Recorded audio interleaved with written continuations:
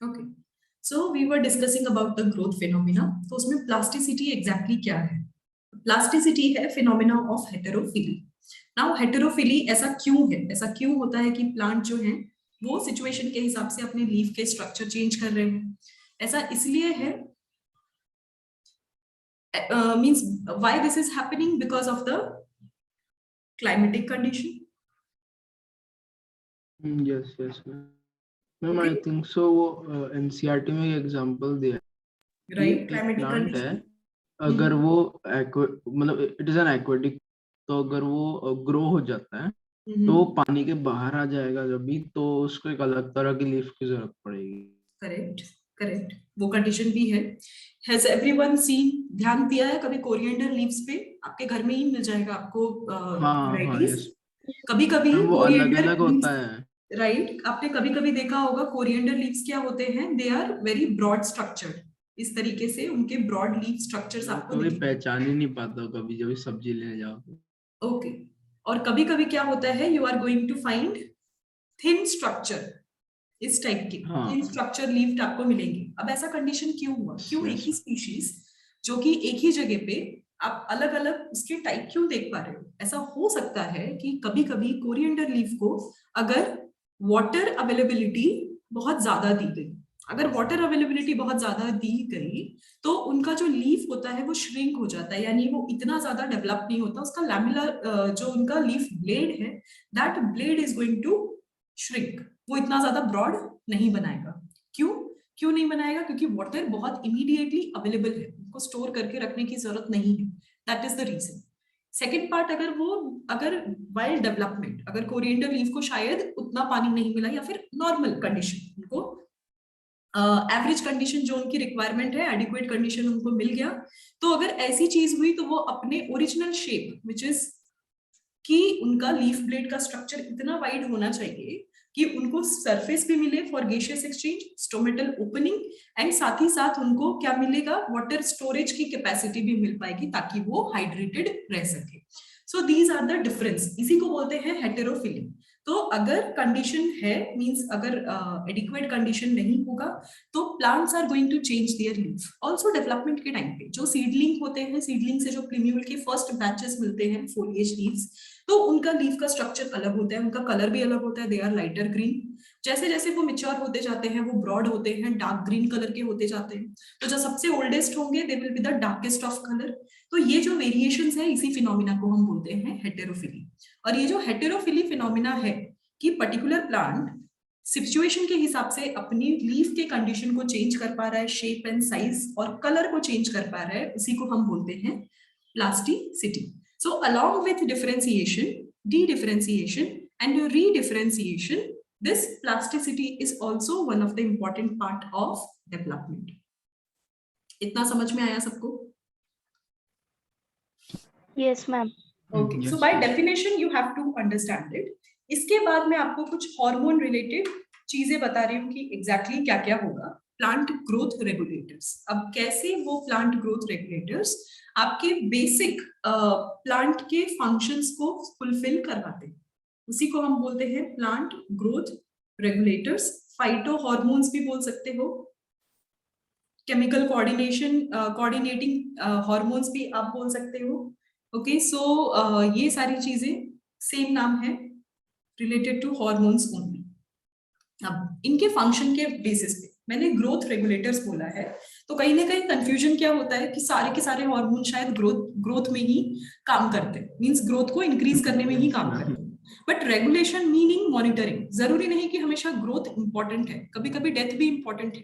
तो यानी उनका डिविजन, उनका सेमी सेंस, यानी कब उनको मरना है, डेथ उनकी कब होगी, ये सारे दोनों कोऑर्डिनेटेड फैक्टर्स मिला के प्लांट ग्रोथ रेगुलेटर्स बनाते हैं।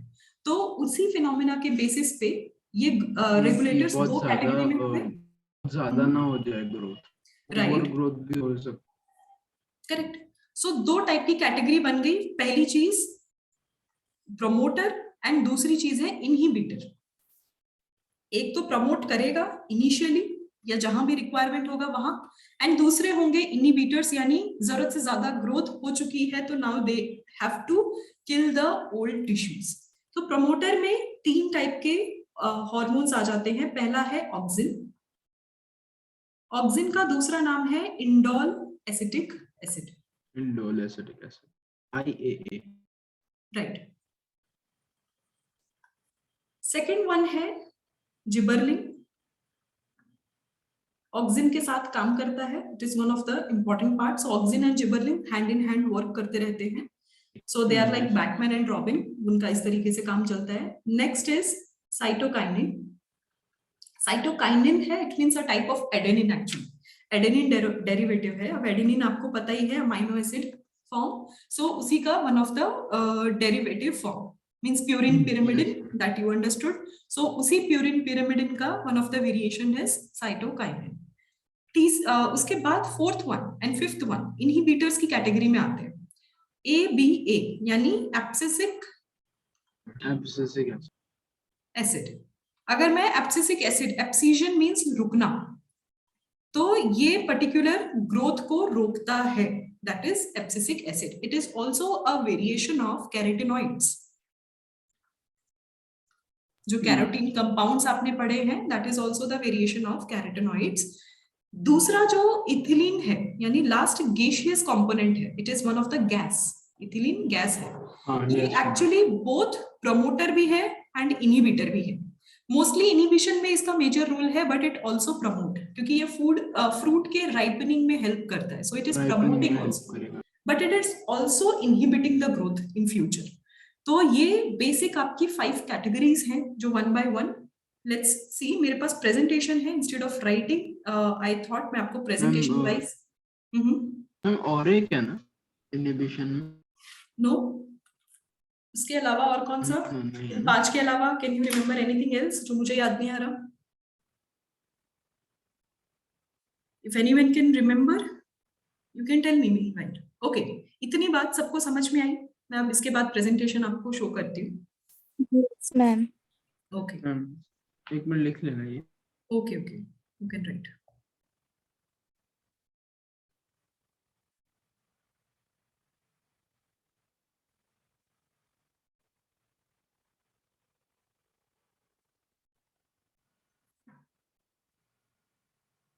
नहीं मैम, नहीं है।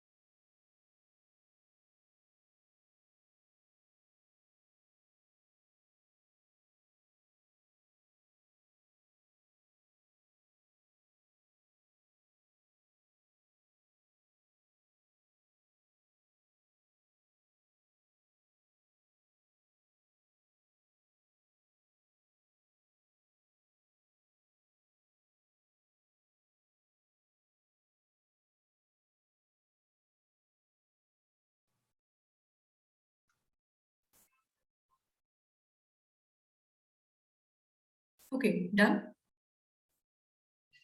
Yes ma'am. Okay. Yes. चलो, let's me share the presentation. Okay, can you all see the screen? Yes, ma'am. Okay. Yes, yes. चलो, पहला है हमारे पास ऑक्सिन। साइड में राइट कॉर्नर पे आपको उसका फॉर्मूला दिखेगा कि हाउ इट अपीयर्स, बिकॉज आप लोगों को केमिस्ट्री बेटर आती है, so you must be understanding कि एग्जैक्टली क्या है, कितने साइक्लिक कंपाउंड है, single cycle, double cycle, and how many covalent bonds are there, क्या क्या है, ये चीज आप ध्यान से देख लो, and what are the functional group. Now अभी यही जो स्ट्रक्चर है, this is nothing but the indole 3 acetic acid, and you are saying the highlighting point, Charles Darwin ने फर्स्ट टाइम इस चीज को डिस्कवर किया एंड नोटिस किया, along with his son also, Along his with his name is son. Francis Darwin. तो उनका वो Charles Darwin and his son, they both combinedly noticed the growth factor. Growth factor तो means उन्होंने exactly किसमें, grasses में, जो grass family थे उनके बीच में उन्होंने देखा कि एग्जैक्टली वो क्या कर रहे हैं, फोटोट्रॉपिज्म कर रहे हैं। जिस तरफ सनलाइट है, जिस तरफ जहां पे सनलाइट का डायरेक्शन है, वो उस एरिया में ग्रो होते हैं। तो अगर इस एरिया में ग्रो हो रहे हैं तो उस चीज की वजह से क्या हो रहा है कि particular they became very curious कि एग्जैक्टली ये क्या है जो इनको इस डायरेक्शन में ग्रो करवा रही है। तो ये सब चीजें जो थी दैट लीड टू फाइंडिंग और डिस्कवरी ऑफ ऑक्सिन। अब इसके फंक्शंस मैंने इनिशिएट किए हैं, let's I will highlight one by one कि क्या क्या इनमें पॉइंट्स है। 3 पॉइंट्स हाईलाइटेड है। First is related to the flowering, कि चलो it is going to initiate flowering. Then second point है related to plant propagation. Propagation means nothing but division, propagate होंगे यानी डेवलप होंगे आगे, that is plant development. Third point, चलो third point is something extra like weed से दूर रखने के लिए, because auxin is very good competitors also, ये कॉम्पिटिटर हॉर्मोन्स भी हैं। तो अगर एक पर्टिकुलर प्लांट में मीन्स डिजायर्ड स्पीशीज में अगर आप ऑक्सिन इंजेक्ट करोगे तो ऑफकोर्स वो कंपीट करके ओवरग्रो हो जाएगा और उसके आजू बाजू जो भी प्लांट्स हैं उनको राइट न्यूट्रिशन और स्पेस ही नहीं मिलेगा ग्रो करने के लिए। Fourth important point is initiation, जो आपको ध्यान रखना है। तो अगर कोई भी चीज रूट सिस्टम, शूट सिस्टम में कोई भी प्लांट का इनिशिएशन जो है, growth initiation will be done by auxin only. Then उसके अलावा एक बहुत ही इंपॉर्टेंट चीज that is prevention of dropping of leaves and fruits. मतलब वो सेनेसेंस को डिले करेगा। करेक्ट, सेनेसेंस यानी एजिंग, तो एजिंग को डिले करेगा। ऑफ कोर्स ये यंग रखता है प्लांट को, सो अगर वो एजिंग डिले होगा so that will lead to further development of the plant. Okay, so this is something related to auxin. उसके बाद next points, as you all can see, next is related to xylem and phloem differentiation, कि उनको particularly उनका cell division यानी secondary growth के time पे वहां भी बहुत जरूरत है। ठीक है, सो उसके अलावा डिफरेंशिएशन अगर आप पढ़ रहे हो, second primary and secondary growth यानी कंबाइनली आप दोनों को कैटेगराइज कर सकते हो in auxin development, that is one point. दूसरा apical dominance, 10th point, if you all can observe it, apical dominance.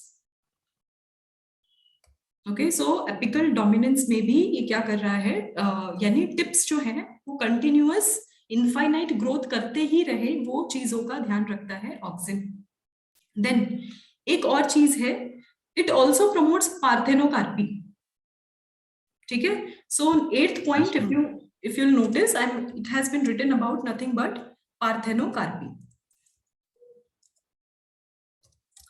So in short अगर मैं देखने की कोशिश करूं तो एपिकल डोमिनेंस हो गया, इनिशिएट कर रहा है रूट एंड शूट सिस्टम का ग्रोथ, फ्लावरिंग इनिशिएट कर रहा है, डिफरेंशिएशन, फर्दर डिफरेंशिएशन इनिशिएट कर रहा है auxin, and whenever there is requirement of cell division, meristematic tissues के फर्दर ग्रोथ की डेवलपमेंट होगी, who is going to regulate, auxin is going to regulate. Plus plant का डेवलपमेंट और उनका young nature, उनको यंग एक्टिव रखने का काम कौन करेगा, ऑक्सिन का इंपॉर्टेंट रोल होगा।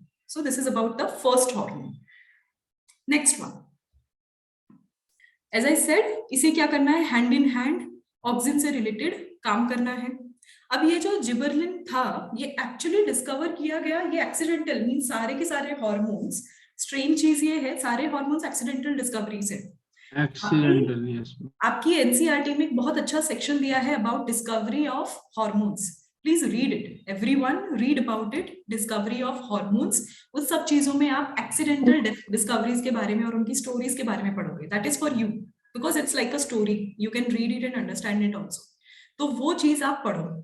राइट कॉर्नर में you all can see the formula how what are the main dominating functional groups in gibberellins. ये आप देख रहे हो. एक चीज जो यहाँ पे लिखा हुआ है that is related to the types.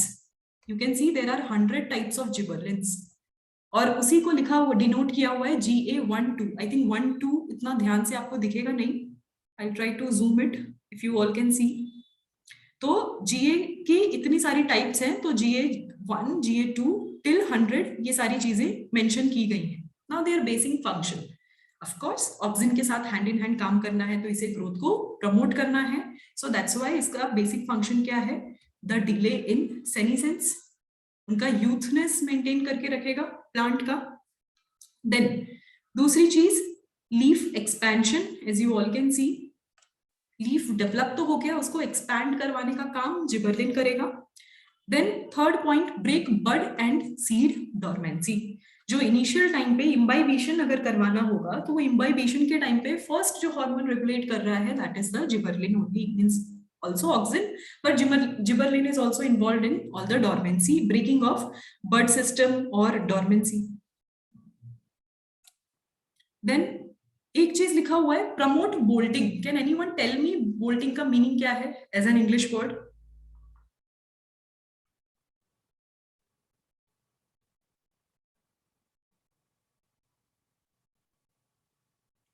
If don't know, then write down everyone. It is production of stem, flower और जो भी क्या बोलते हैं कि पर्टिकुलर प्लांट के इंपॉर्टेंट सेकेंडरी ग्रोथ में रिक्वायर्ड टिश्यूज होते हैं, उसी को बोलते हैं बोल्टिंग. यानी प्लांट ग्रो हो गया, अब वो मेच्योर हो रहा है by making flowers, by spreading the stem, branches, उसी चीज को हम बोल्टिंग बोलते हैं.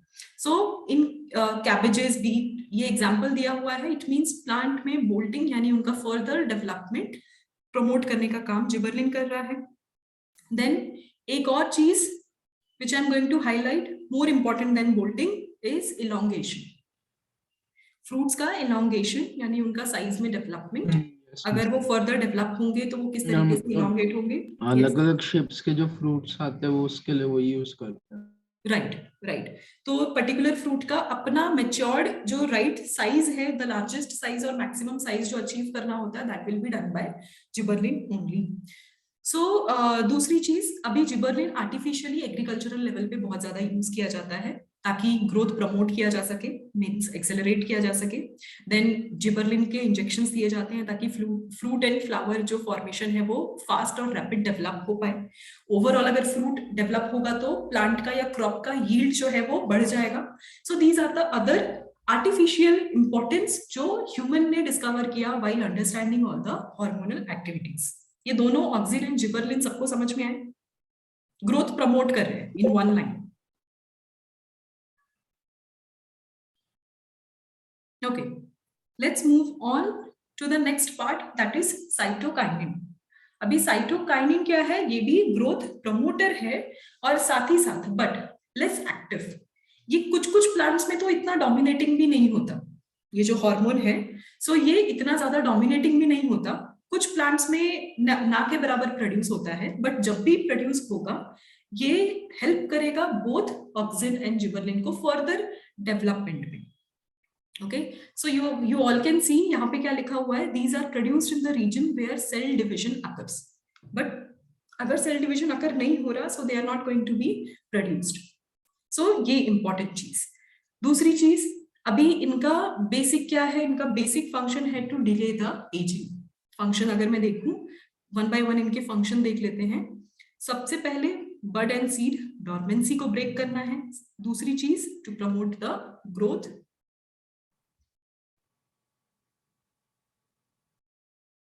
देन उसके बाद नेक्स्ट पॉइंट लिखा हुआ है apical dominance and cell division.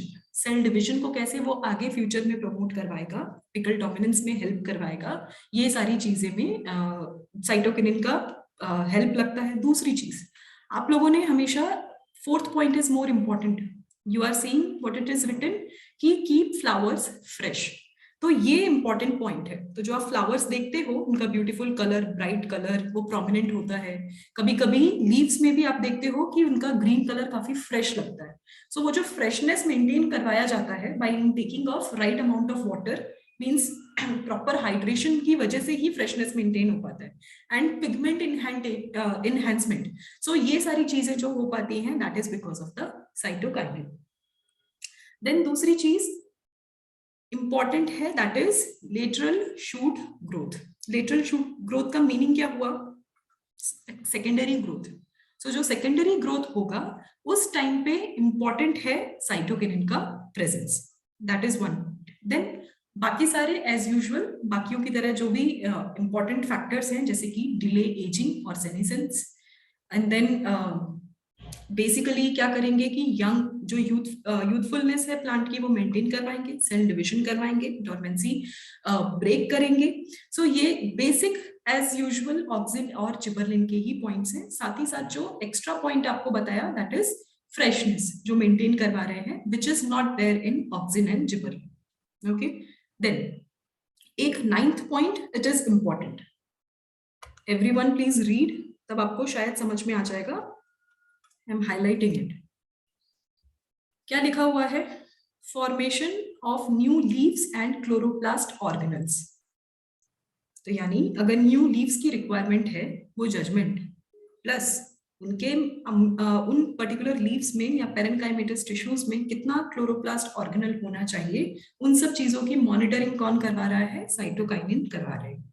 So these are the important points related to plant growth promoter. ये बात समझ में आई? तीनों हार्मोन.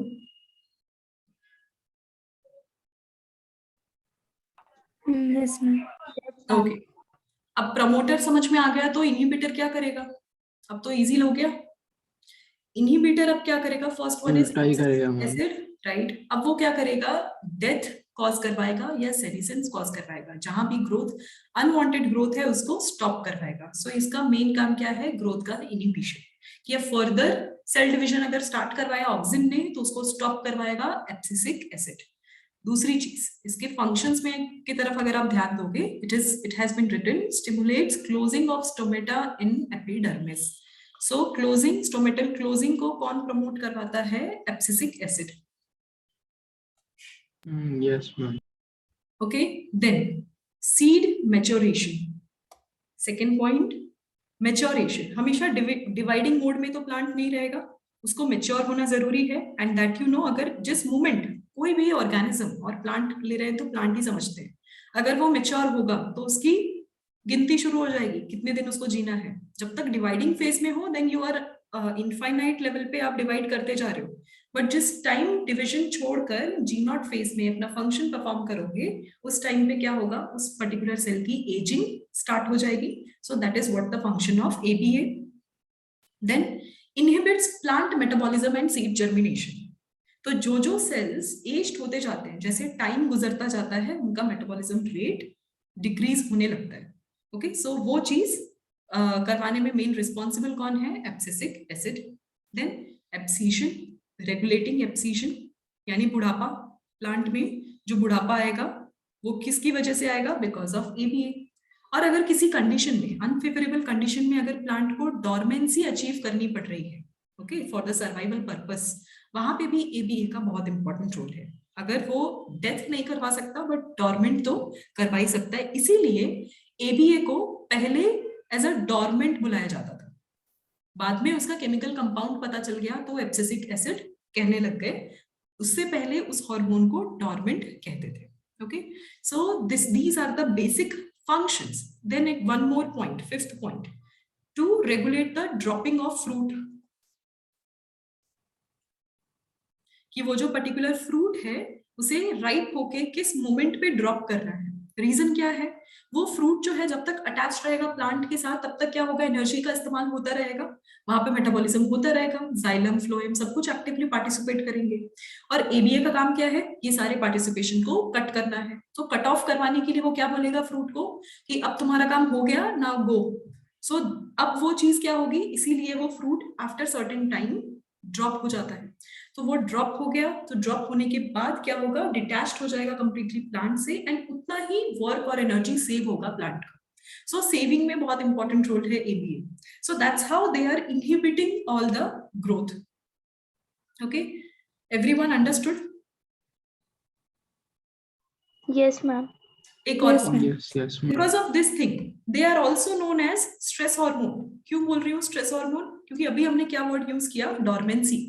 जब अनफेवरेबल कंडीशन हो रहा है, उस कंडीशन में क्या हो रहा है, plant is under stress, unfavourable condition है, मेटाबॉलिक एक्टिविटी आगे इनिशिएट नहीं कर सकते, तब एबीए क्या होता है, डोमिनेट हो जाता है। वो कहता है मैं सब संभाल लूंगा। तो सब संभालने के चक्कर में क्या होता है, वो सारे मेटाबॉलिक पाथवेज को ब्लॉक कर देता है फॉर दैट पर्टिकुलर मोमेंट। और ब्लॉक होने की वजह से प्लांट जो कि अंडर स्ट्रेस था, because it is out of food, nutrition और maybe some other kind of factors, तो वो क्या करेगा, अब थोड़ी देर चिल करेगा। तो वर्किंग थोड़ी देर बंद हो जाएगी उस प्लांट की, और वो अपने डॉर्मेंट कंडीशन में उस हार्श सिचुएशन को, हार्श एनवायरनमेंट को सर्वाइव करेंगे। Okay, so these are the basic role of abscisic acid. Next जो है दैट इज द गैस, जो नेक्स्ट रेगुलेटर है दैट इज द गैस। वो दोनों प्लांट प्रमोटर एंड इनहिबिटर में काउंट किया जाता है। I have already written this statement. So it means ये दोनों ही चीजों में काउंट किया जाता है एज प्रमोटर एंड इनहिबिटर। अब ये गैसियस कंपोनेंट है। अब इथिलीन का फॉर्मूला तो आप लोगों को पता ही होगा, इजीएस्ट है। सो अब इसके बेसिक फंक्शन समझ लो। अभी इसका बेसिक फंक्शन है, सबसे पहली चीज राइपनिंग ऑफ फ्रूट, वो चीजों में सबसे इंपॉर्टेंट रोल है। दूसरी चीज sprouting, it is going to promote the sprouting. Yes ma'am, ठीक है। दूसरी चीज डॉर्मेंसी ब्रेक भी करता है, बट जब रिक्वायर्ड है तब सारे के सारे डिविजनल प्रोसेस को स्टॉप भी करवाता है। ठीक है। एक और चीज, it is going to enhance the respiration rate during ripening of fruit. तो यानी राइपनिंग के टाइम पे एक्चुअली क्या होता है, रेस्पिरेशन रेट इंक्रीज हो जाता है और धीरे धीरे वो सेल्स आगे चेंज होने लगते हैं, ट्रांसफॉर्म होने लगते हैं। Okay, then it is also going to facilitate senescence and abscission. Senescence and abscission जो है वो फैसिलिटेट करवाता है। अगेन एबीए का ही, एबीए के साथ हैंड इन हैंड ये क्या करवा रहा है, वर्क करवा रहा है इन टर्म्स ऑफ अगर डिविजन को रोकना है तो। Then ripening of fruit, where it is written 7th point. Yes yes ma'am. Okay, so these are the few of the points जो कि exactly इथिलीन प्रमोट करवाते हैं।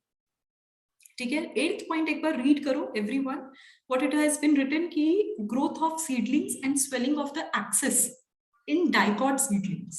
एक्सिस का मीनिंग याद आ रहा है? हमने सीड का जब स्ट्रक्चर देखा था तब हमने एक्सिस समझा था। Yes yes ma'am. Embryonic axis मतलब मींस वो जो रेडिकल निकल रहा है उसका विद बढ़ाना, राइट, लिम्यूल रेडिकल एंड जो हाइपोकोटाइल पोर्शन है उसका अलाइनमेंट वो किस तरीके से अरेंज्ड है, that is nothing but the embryonic axis. वो किस तरीके से है, ताकि ये पता चल पाता है, उस एक्सिस से ये समझ में आ जाता है कि उस पर्टिकुलर प्लांट में रूट शूट इनका डेवलपमेंट कैसे और किस डायरेक्शन में होने वाला है। ओके, सो वो कंडीशन को ही एक्सिस बोलते हैं। सो बेसिकली वो क्या करवा रहा है, स्वेलिंग ऑफ एक्सिस, यानी वो तीनों पोर्शन रेडिकल, लिम्यूल एंड हाइपोकोटाइल, ये तीनों रीजन्स को क्या करवा रहे हैं, स्वेल करवा रहे हैं, उनका डेवलपमेंट फर्दर करवा रहे हैं। So that is done by ethylene. So these are the basic functions of all the plant growth regulators. Everyone understood? इस सेशन के बाद में ये पीपीटी आपको दे दूं, it will be good way, अगर आप कभी भी रिवाइज कर रहे हो you can go through this file, तो आपको समझ में आ जाएगा, सारे पॉइंट्स इंक्लूडेड हैं। But first you have to read your NCERT. I told you discovery वाली स्टोरी पढ़नी है सबको, how it has been discovered all the 5 plant growth वो होमवर्क की तरह ले लेना। राइट, जब वो पढ़ोगे तो अपने आप आपको सारी के सारी चीजें समझ में आ जाएंगी about related to all this functions, अपने आप रिलेट करने लगोगे। ओके, सबको समझ में आया इतना? Yes, ma'am. Okay, now yes yes ma'am. Officially अब आपके चैप्टर में इतना कुछ है नहीं पढ़ने को। एक कॉन्सेप्ट है जो मुझे आप लोगों को समझाना है, something related to photoperiodism. ये फिजियोलॉजिकल एक्शन है। फोटो पीरियोडिज्म मतलब photo light, period means duration. ये चीज, ये जो फिजियोलॉजिकल फंक्शन है that is related to flower, कि पर्टिकुलर प्लांट में फ्लावरिंग किस टाइम पे होगा, उस चीज को हम फोटो पीरियोडिज्म बोल रहे हैं। इसके बेसिस पे 3 कैटेगरीज में प्लांट्स डिवाइडेड होते हैं। पहला है long day period, long day plant, sorry, यानी उनका नाम एज द नेम सजेस्ट, जो डे लाइट का ड्यूरेशन होगा it should be exceeding the limit. जैसे नॉर्मली अगर 12 आवर्स का डे लाइट पकड़ते हो, so it should be 13 hours, 14 hours, 15 hours. अगर ये कंडीशन हो रही है तब हम बोलते हैं long day plant.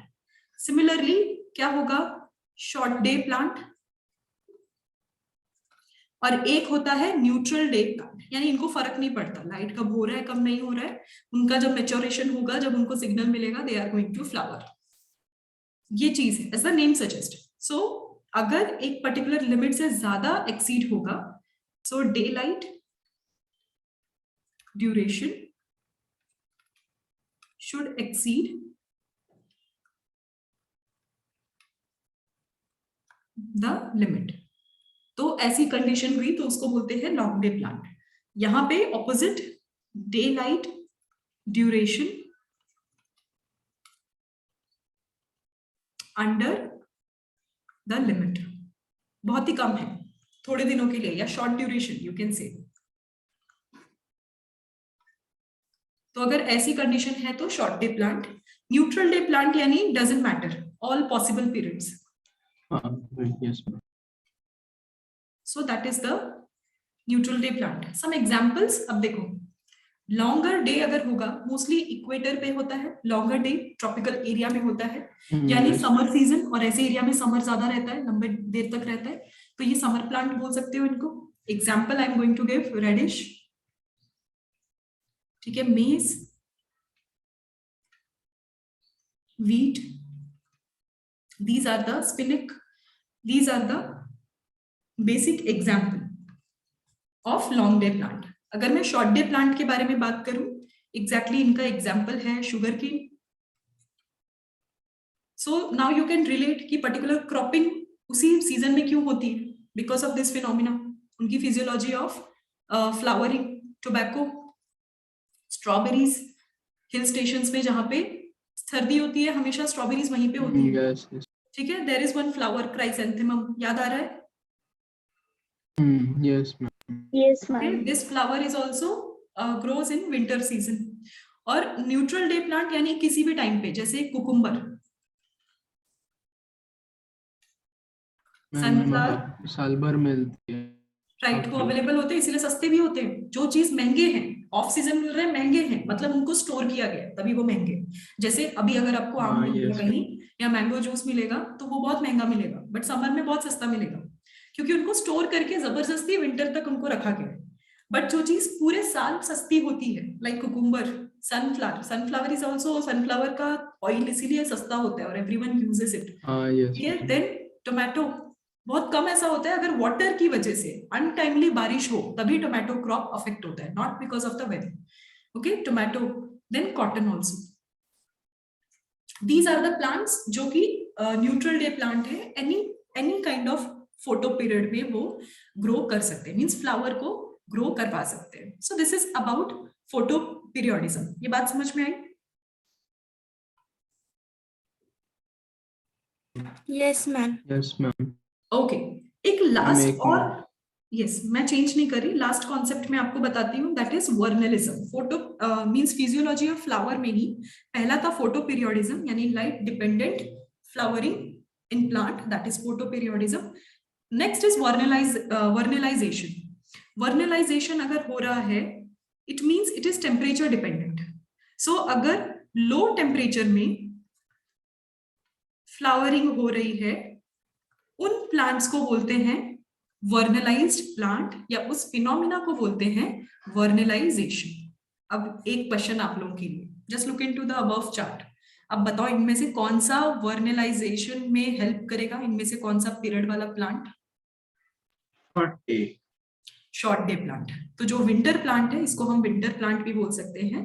They need lower temperature along with small intensity, means low intensity of light.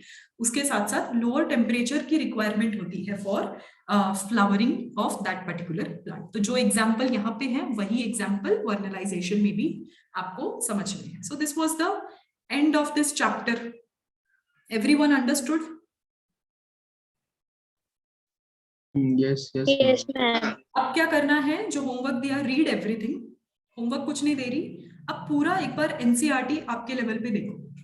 Practice अभी नहीं करेंगे क्योंकि नेक्स्ट क्लास में आपके एग्जाम्स अपकमिंग टाइम में आने वाले हैं। एज आई प्रॉमिस्ड, मैं बायोमोलिक्यूल भी स्टार्ट करूंगी नेक्स्ट क्लास में।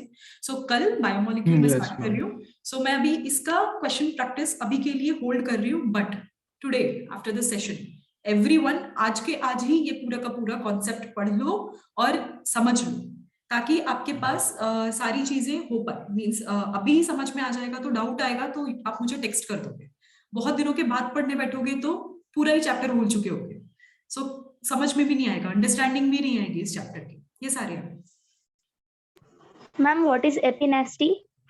Okay, very good word. Anyone from the class? Epinasty, I think I remember हम लोगों ने इसके बारे में पढ़ा है। वो ट्रॉपिक मोमेंट्स और ऐसे मोमेंट्स का है ना?